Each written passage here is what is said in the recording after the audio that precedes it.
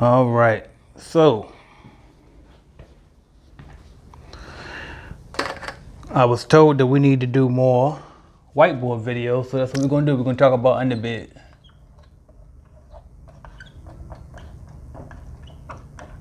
All right, underbid. What do you do when you get a contract? You waited all this time, you put your best foot forward, and then you actually win the contract, right?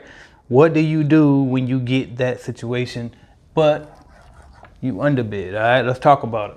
All right, so first, how do you even know if you underbid? Well, it's really one real true solution that causes underbid. It's one of two things. Number one, either you underestimated the hours that it would take to do the job. So either you messed up on the time because it's too, either you went in there and you walked through and you guesstimated with your brain because you got experience, or you used a bidding calculator like calculatedclean.com or the phone app that I have that I made. Go download that, right?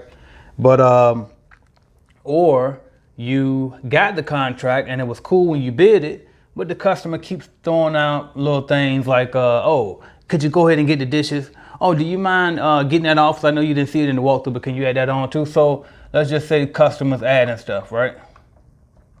So customers add, all right? So that's really the only two ways that you can underbid, right? So you basically underestimated the time that it would take to do the job, and that could be because either your experience is just a little bit faulty or off a little bit and you underestimated the time it should take, or you got in there and they might have had, more traffic. You forgot to count for how many employees they had. You forgot to count for pets if it's residential, or some offices have pets in there too. So it's different things that could throw you off, but it usually come down to one or two things, right? So once you figure out, okay, I thought it was gonna take 2 hours, but it actually take 4 hours. Well, first thing is, your profit obviously is going to go down from, I don't know, you thought you was getting 50%, but now you're getting 20% or something, right? So what do? Well, you go back to the customer and you negotiate with them, all right? You tell them you apologize and let them know that it was your fault. And then you need to point out the things that caused it to happen, okay? So it could be she told you to add on dishes. It could be she told you to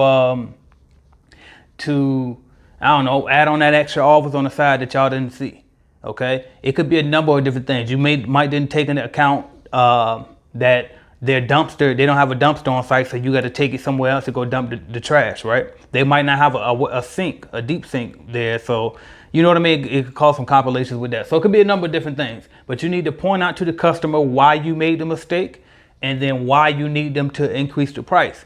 Now, this time that you know for sure how much the time it takes to clean that account, well, now you just increase it, all right? So let's just say you went from 2 hours to 4 hours. So now you do 4 hours, and I can't go too deep because this is stuff I teach inside the starter kit course, right? And teach people how to bid. But you just take that new time, because what is time? Because I can give y'all the formula for coming up with how to bid, right? But I can't give you too much, but I can just give you the formula, which is simply the time times the frequency times your hourly rate, okay? So that's it. So what is the frequency? How many times are you going there per week or per month, or how often, okay? What's the time? How long it take to clean it one time for one person, okay? That's man hours, all right? And then hourly, how much you gonna charge them per hour, okay? So your hourly charge, all right? Sorry if y'all can't read my handwriting, that's the best I got, all right? It got me through school, all right? So, and that's it. So now, instead of bidding off of this, because that's what you thought it was, now you go bid off of that number, okay? The new man hours that you know it takes to get the job. And guess what?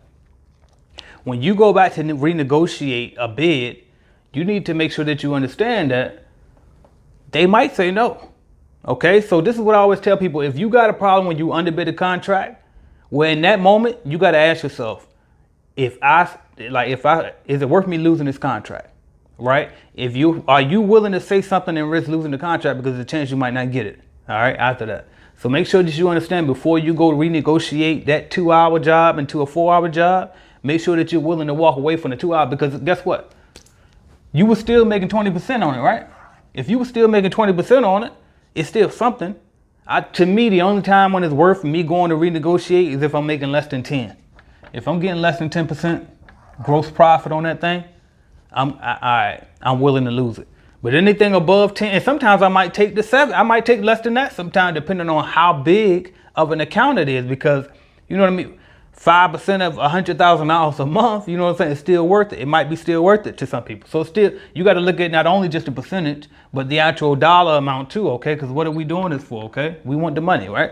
So if you underbid, don't be scared to go back and negotiate with the customer and explain why you made that mistake. But if you do that, just make sure that you're prepared to lose that contract, okay? That's the key. A lot of people used to come to me and tell me, okay, AJ, I underbid. Can we go back and renegotiate this thing? And I said, you can, but just make sure that you're prepared to lose that contract, okay? Because customers won't be happy when you do that, okay? If you told them something, they want you to deliver what you said you would deliver for the price that you said you could deliver it at, okay? So make sure that you understand that, all right? Now, I ain't gonna lie, if this video started off kind of slow, I was only doing this as a rough draft, but then I got to talking. I said, you know what, let's just keep rolling. I don't need no practice. So hopefully this video was able to help y'all and you know how to handle if you underbid. Thank y'all. Oh, and one more thing, by the way, if you want to start your cleaning business or grow your cleaning business, check out cleanbiznetwork.com, all right? Cleanbiznetwork.com. We can help you get started with your starter kit, and we'll send all the equipment and ship it to your home, get you an online course that you can study at your own pace. We'll set you up with leads, okay? So bid appointments. So instead of you cold calling 100 different people just to hear no till you finally get that one yes, just to give you an appointment. Not one yes just to give you the contract, but one yes just to get you an appointment. We can skip all of those calls for you and get you to the appointment part, and all you got to do to close the deal, okay? So check us out, cleanbiznetwork.com. We help you start and we'll help you grow. Thank y'all. I'm AJ Simmons.